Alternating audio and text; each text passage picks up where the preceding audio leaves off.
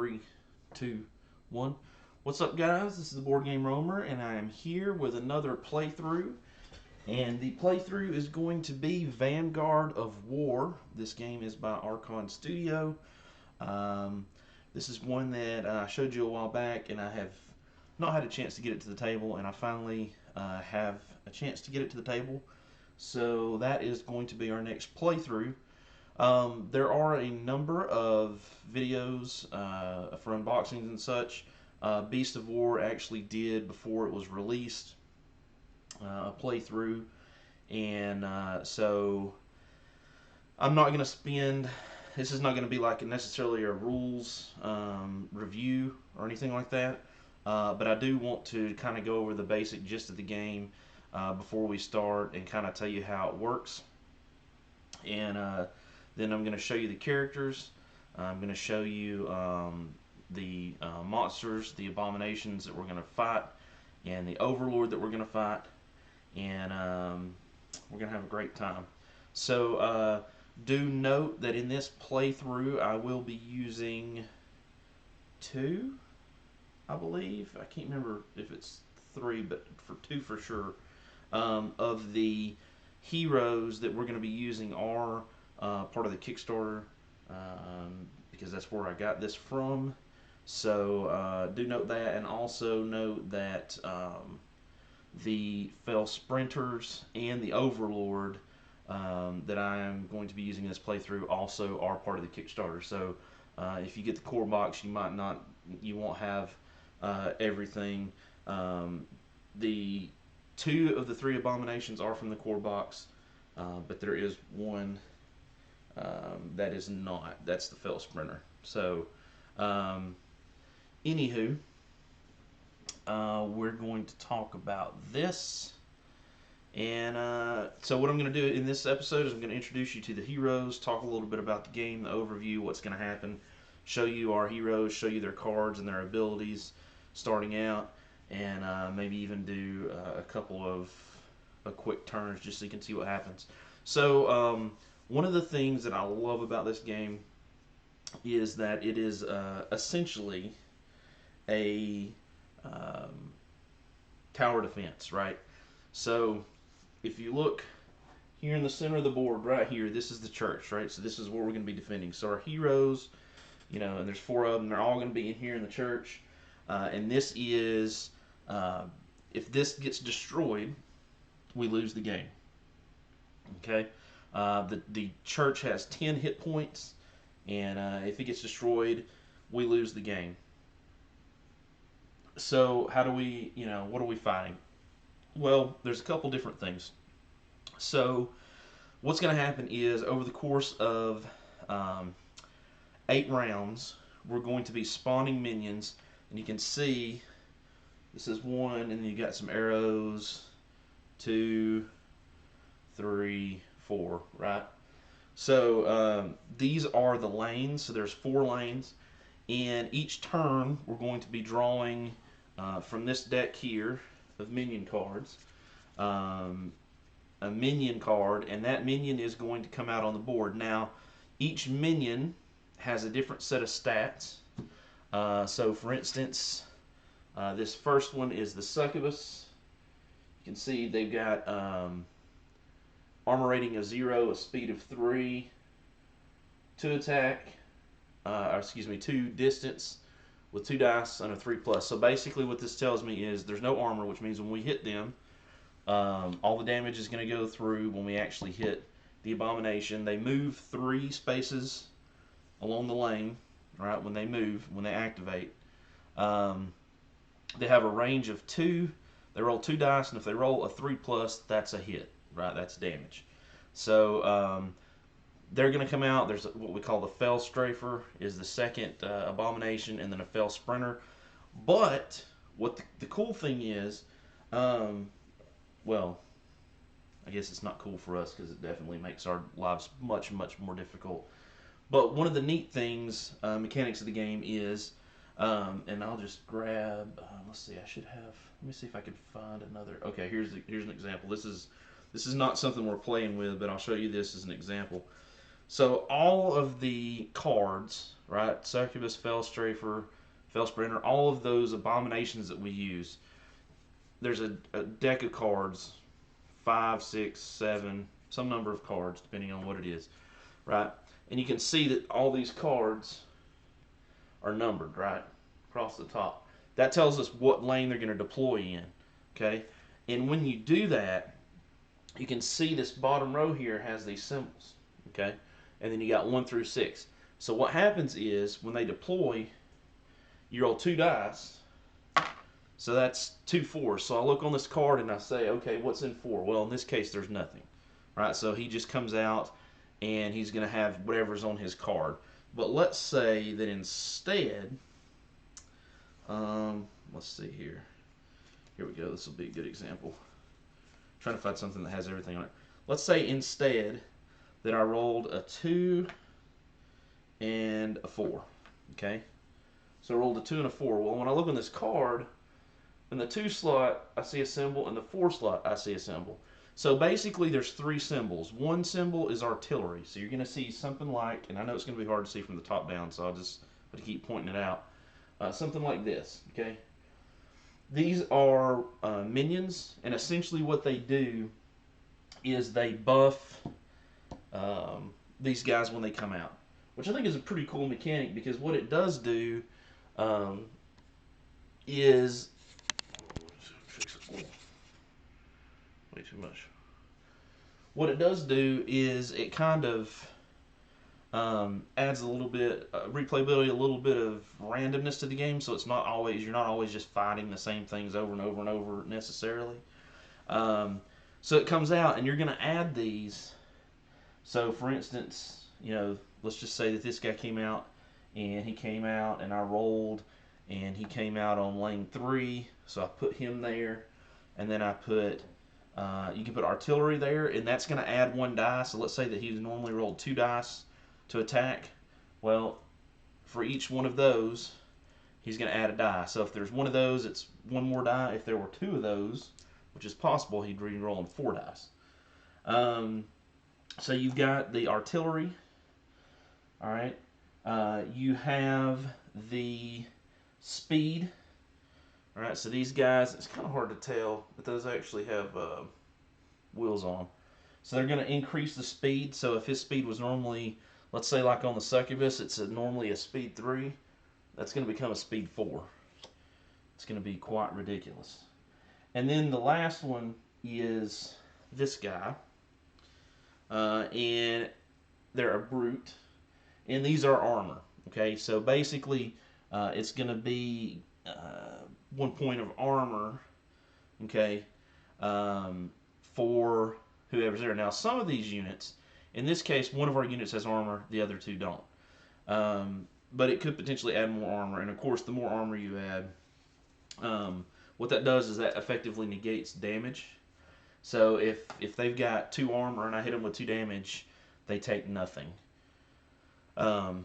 which is no bueno. But you know, that's as they say, that's the way the cookie crumbles, right? So what's going to happen, like I said, is this is going to be in 8 rounds, and there's essentially at the end of the last round that we have abominations. So we're drawing cards. Drawing cards out of our deck over here, right? So we're drawing. We draw the last set of cards. At that point, the abomination, the overlord's going to come out, okay? And he's going to come out, and he's going to start marching towards the center. Now, the thing with the overlord is, the overlord's not just another abomination with beefed up stats. Overlords have, I mean, they have the similar stats. They've got armor, they've got attack, they've got their normal attacks, speed and such. But they usually have a special ability, and you notice here that's 7. So instead of 1 hit point, which is what everything else has, it's an abomination, he has 7. Now, the cool thing is, so you do a whole 8 rounds, the overlord comes out, you're trying to stop him. Hopefully we can stop him before he makes it here, or the other abominations make it close enough to attack the church and destroy the church. If at the end of the waves the Overlord comes out and we're able to defeat the Overlord before the church is destroyed, all the abominations will start leaving, running towards these spawn points. If they get to one, they go off the board. But if we can defeat the Overlord and get them off with the church still intact, then we've won. However, we're really only a third of the way there. Because, and this is true for abomination cards, for these cards up here, and this is true for our Overlord, there's 3 tiers. And while it's difficult to see, if I can do it this way maybe, you can see the stats get a little bit better with each tier. So it becomes increasingly more and more difficult to kill these things. The abominations get tougher. The minions don't change, right? It's always just going to be +1 armor, +1 die, or +1 speed, and you get anywhere between 0 and 2 of those depending on what you roll. Because every card that you draw that's like this, right, that you draw out of this deck over here, is going to have the numbers in a different order. Or it's going to have all the numbers in the same order. What am I saying? It's always 1 to 6. But you're going to have different symbols. So on some cards there's a lot of stuff. Some cards there's not a lot of stuff. Some cards are more, damage oriented. Some are more armor oriented, etc., etc. So it just depends on what you pull card wise and what you happen to roll when you do that. So if we defeat him, then we're going to go back and we're going to basically do the same thing again, except we're going to use the second tier, or level, if you will. And there's 3 levels. So there's a tier 1, tier 2, and then a tier 3. All right, and so we're gonna attempt. I've never made it all the way through 3 tiers, but we're going to attempt to do so. So that would beg the question: well, how do we fight these things? And as they get stronger, how do we get stronger? That's a good question. So the answer is, as our heroes are battling on the board, when they defeat the abominations, right? So, for instance, this Spell Sprinter here, when one of our heroes defeats it, they get an essence, okay? And that essence is going to be used for a number of things. But one of the things that it can also be used for 2 things mainly. Number 1, if a hero is slain, I believe it's essence, and let me double check. Let's see here. Speed, exploration, spawn points, attacking, tiers, rounds, and phases.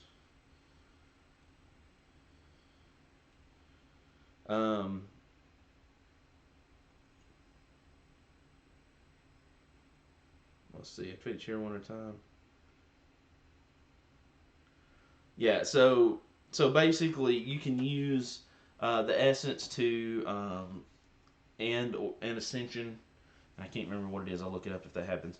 But you can use that to revive heroes, or you can use 7 essence and 1 ascension to upgrade your hero. So this is one of our heroes. This is Sergeant Specs, and each hero comes with 2 boards. Okay, so you have the player board. One half is the hero that's got their action points, speed, their standard attack, their special ability, health. Okay, and then the other board are their skills. So each player board has, and I've got it on the wrong side already, has 2 sides. Okay, so this is Sergeant Spec's first side. Then if we flip it over, see how there's this symbol here? That's the upgraded version. So as you collect essence and as you collect ascension tokens, you can then use those to, in sort of a similar fashion as how these each tier upgrade, you can use that ascension and essence to upgrade your hero. And like I said, they have actually 2 boards. So this is the first board that gives them a skill, a standard attack, how many action points they get, speed, health. You can upgrade this board, which is going to potentially give them either more health or better action points or speed.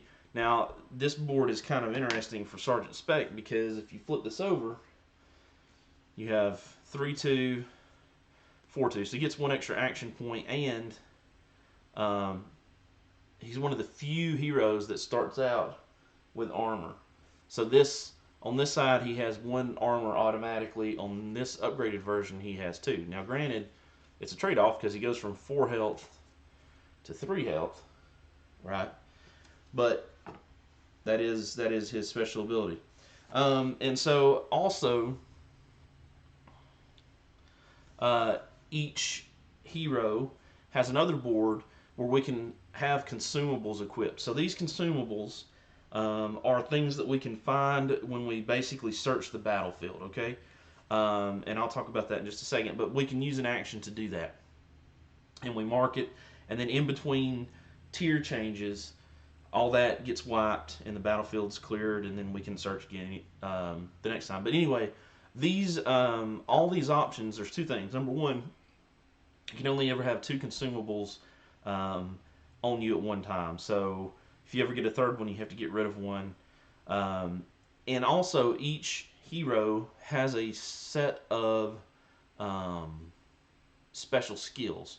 Okay, so the initial normal side has 3 skills. The other side has the same set of skills,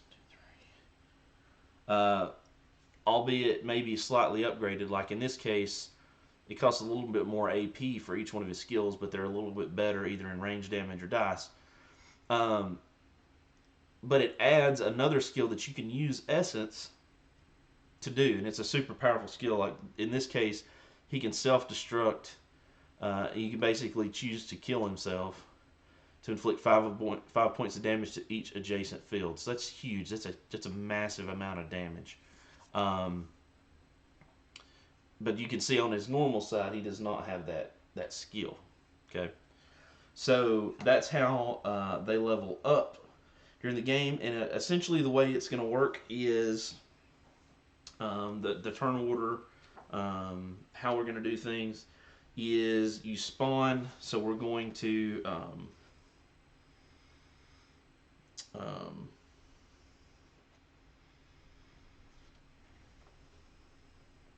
we're going to spawn enemies.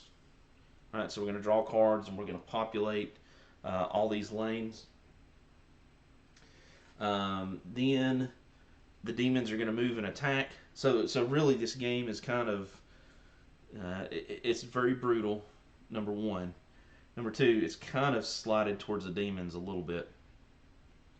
So the demons will move. They'll attempt to attack. If they're within range of the church, they're always going to attack the church, period.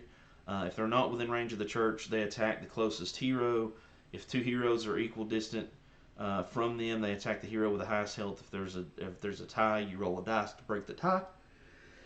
Which is interesting because it's not player choice. So it could be that die roll may have them target somebody that you really didn't want them to target. So this tower defense is very tower defense-y, almost chess-like, in that you really kind of have to think about how your enemy's units are going to move before you move and set yourself up, because, you know, these things can stack up really, really quick. So they'll spawn, they'll move, and then basically the heroes get to activate. Everybody moves, and they have a certain speed. 1 field per speed. Now, the interesting thing with this too, and again, this is the strategy component, is that demons, abominations, overlords, they have to stay in these lanes, right? So they can't just wander anywhere. So you know exactly what their path is going to be for planning purposes. The heroes can only go in these white spaces. Okay, they actually cannot go on the lane. So if I'm over here, if I'm right here and I wanted to get right here for some reason, I can't just go 1, 2, 3 or 1, 2, 3. That's not how that works. I'd have to go 1, 2, 3 to be in the church, or actually 1, 2, 3, 4 to be in the church. This 4 square area is just considered one space. Well, 1, 2, 3 I'm in the church. Excuse me. threw them in the church, and then I'd have to like come over here and come out, right? So again, positioning is super super key. Um, and what we're going to be doing is we're going to be pulling 3 cards a turn. So we have 4 heroes, which is going to help. But you know how the dice go. Sometimes the dice are with you, sometimes they're against you, and you may roll a bunch of attacks and miss. Um, and they may roll a couple of attacks and hit with everything. So it should be interesting. As far as when we do attack the abominations over here, if they have any minions with them, which would be the artillery, the speed, or the defense, if they have a defense minion with them, that one always gets destroyed first. And um, if after that, if there's any minions left, then we get to choose which ones get destroyed. If there are no minions that are with them, because the minions do travel with them when they come out and are moving up and down these lanes, then the damage goes straight to them. Okay. Um, each hero in the core box comes with 4, and there's a considerably larger number more. Actually, let's see. Let's see, 1, 2, 3, 4. So this would be just to show you the thickness of what comes in the core box. This is how many I have left, plus the thickness of the core box, which is going to be plus another that many for what's over here. Is how many with Kickstarter you got. So we got a huge number, and we got a number of overlords. And I'm not using any expansion overlords, but I did also get a number of expansion packs that have additional overlords that come with a special set of units that are kind of thematically match that overlord. So if this is a game that you guys like, if this is a game that you guys enjoy, definitely let me know, and I will, we'll pull out some more overlords, and we'll use different heroes and see what we can do. So what I'm going to show you next, I'm going to show you the hero boards real quick, so you know who's got what they start with. Show you the abominations and place those out, and that'll be it for this episode. And then in the next episode we'll start just because I think this one's going to be too long if I try to do a couple turns. We'll start attempting to defend the church. So let's start from the top. This is Laneth. No, these are not painted. They probably will never be painted. I will say this is just kind of an aside. The minis look amazing, and they really are. However, and I know for some people they prefer this over plastic. These are all done with resin, so they look really neat. However, quality wise, I can't say that this game has a super super high quality. It's not bad. It's definitely playable. It's not bad. Um, but the cardboard and stuff for like these, the stuff that you find out when you're searching out here, when you're digging up things out here, is just it wasn't really thick cardboard. It's really just thicker paper with a little bit of a cardboard feel to it. The cards are not super great quality. The minis look great, but I had 3 or 4 that were damaged, and it's resin, which is a lot harder to fix. Okay, so if I had to pick, I would opt to not get the resin ones, but there wasn't an option.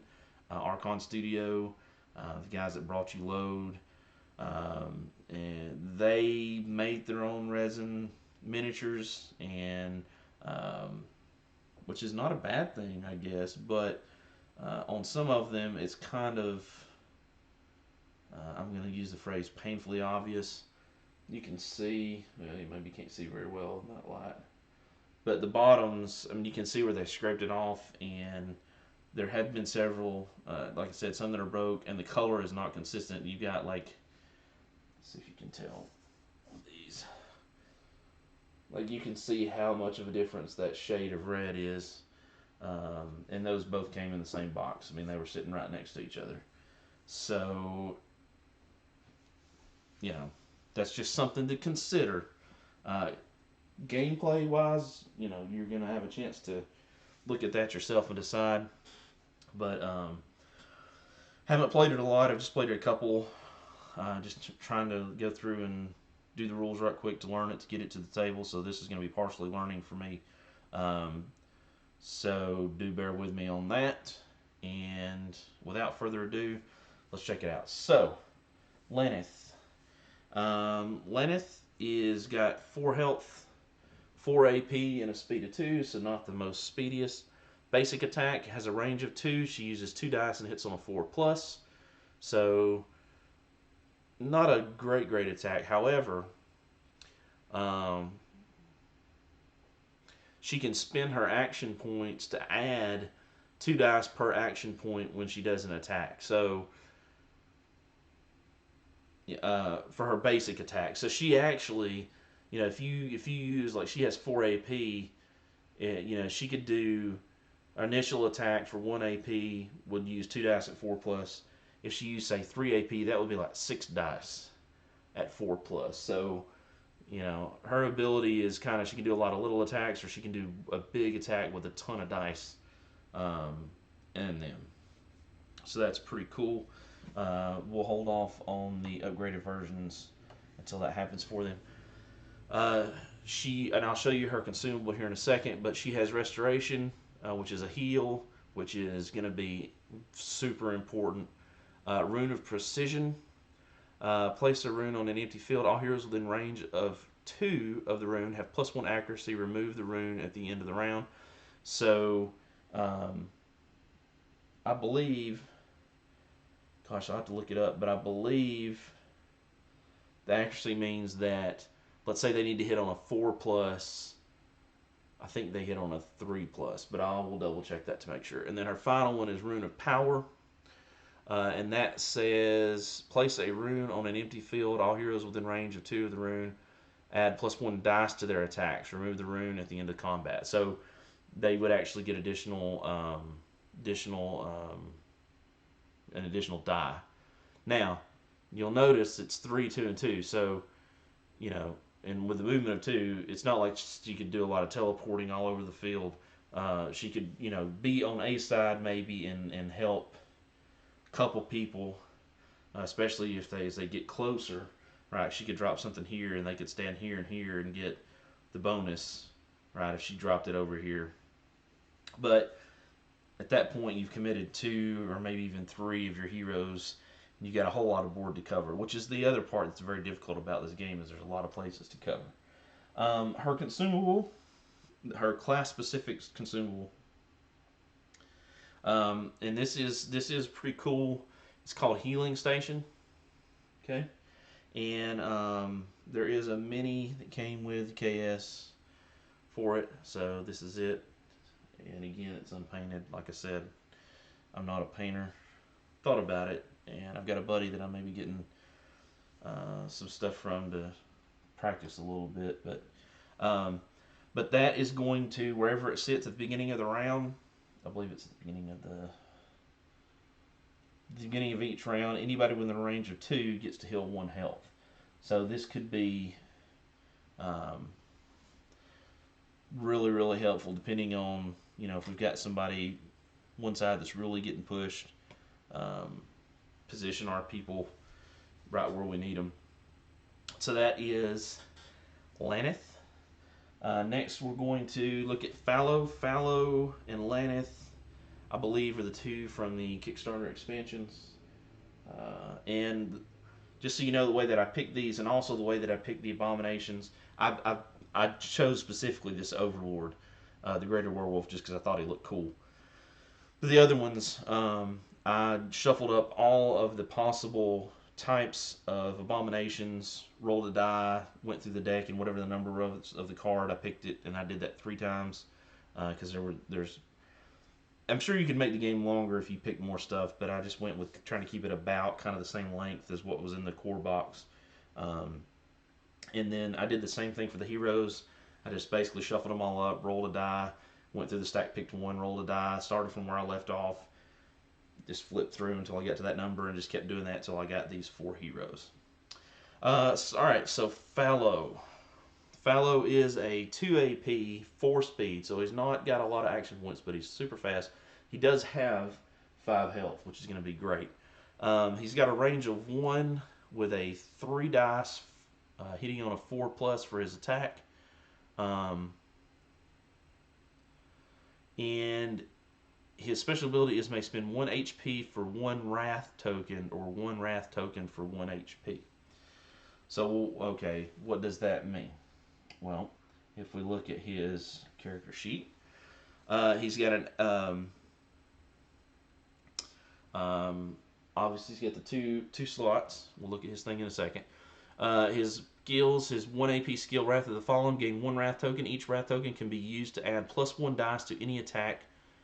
He cannot hold more than 3 Wrath tokens. So, at first glance, it looks like he's got 3 dice on a 4+, which is not great. It's not bad, but it's not great. But those Wrath tokens, he could potentially have 6 dice on a 4+. Enchanted Armor, that's 0 AP, so we could use those Wrath tokens for damage, or we can use it as Enchanted Armor. I know that's hard to see. Enchanted Armor. Felony use 1 Wrath token to roll 1 die to defend against an attack. The attack is negated on a 5+, so that's another way to use the Wrath tokens. Or Charge, which is a 2 AP, so that would take initially everything he has. 2 dice on a 3+, so it's 50-50 chance it'll hit. Place a Fallow adjacent to a demon wave in range. Move that wave back 1 field. If the field is occupied by another wave, move that wave back as well.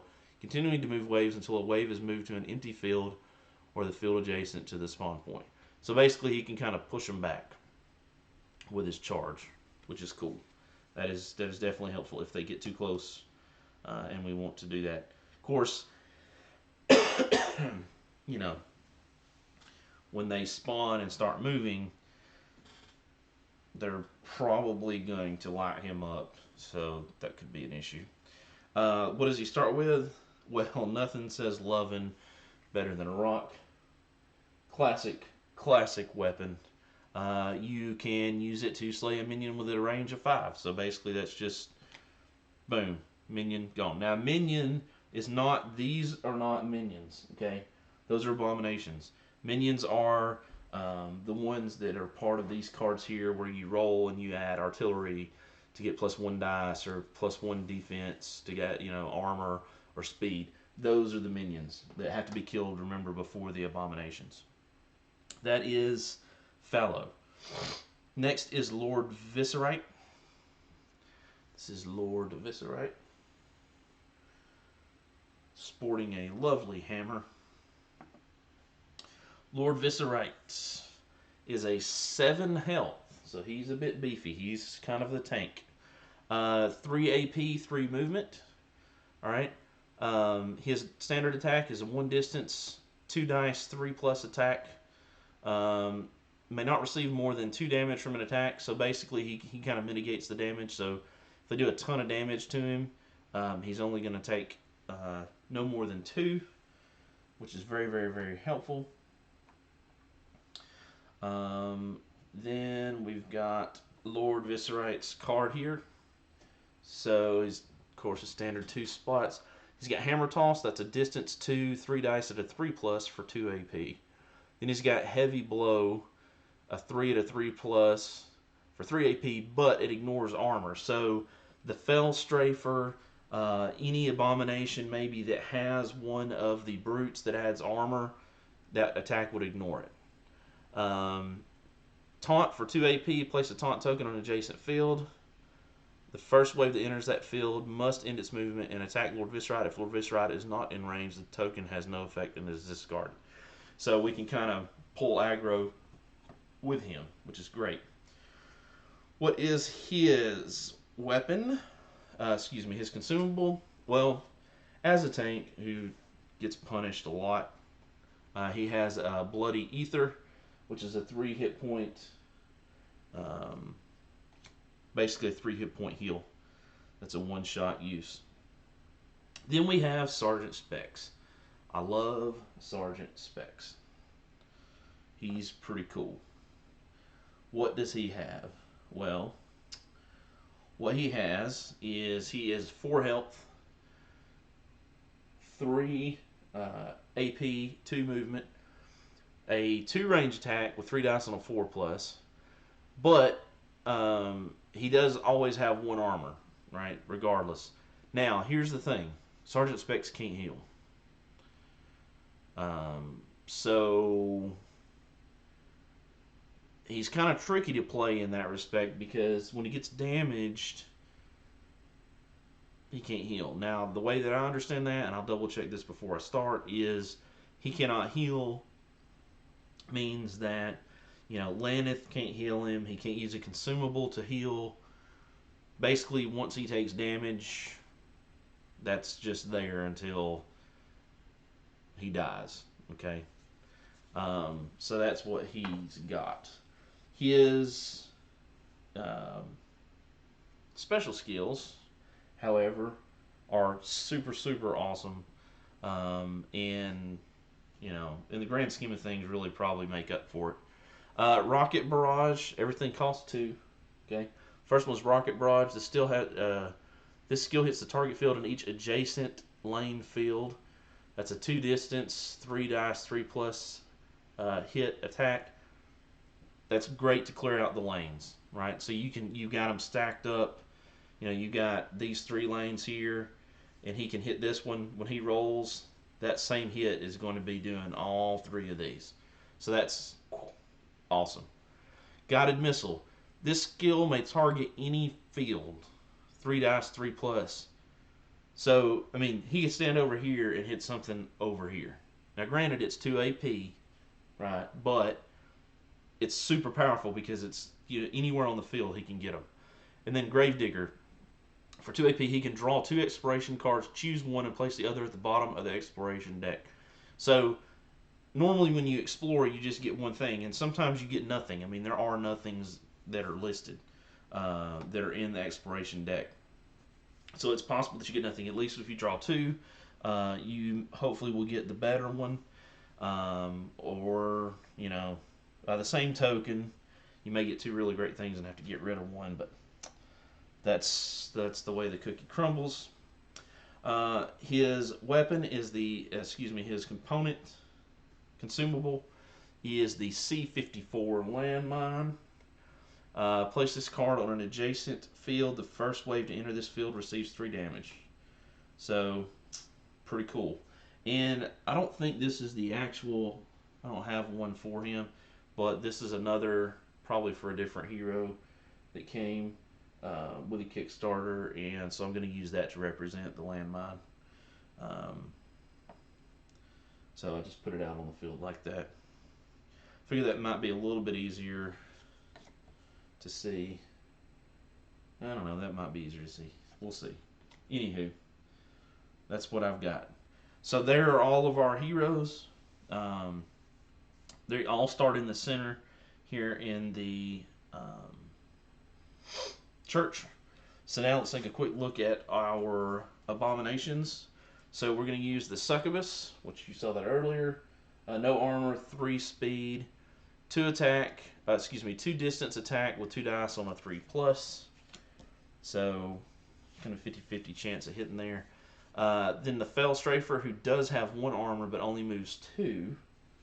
Okay, he's got a 2 distance attack with 3 dice on a 4 plus. So a little bit harder for him to hit, but he does have that 1 armor, which makes it harder to kill, especially if he's got some brutes as minions.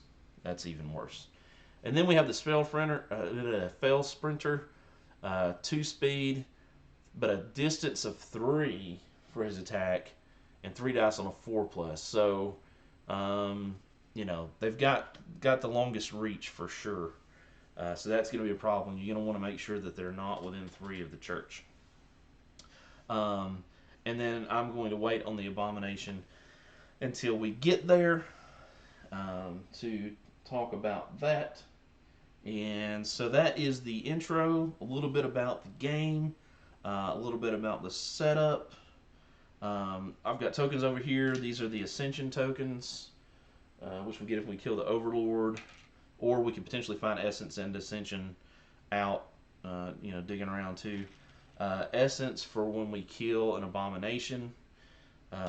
These tokens are used to, if for instance I say, okay, I'm going to explore this field, these, I want to say tile, but the terminology is field, then once it's explored, it can be explored again. So that token just goes there to say, hey, I can't explore there. Nobody can explore there again. It's already been checked out. And then health tokens. Now, the way that I do health is I don't count down, I count up. So when I put a health token on something, that's going to show that it has taken damage. So that's just the way that I count it. Some people count it the other way, but that's the way that I count it.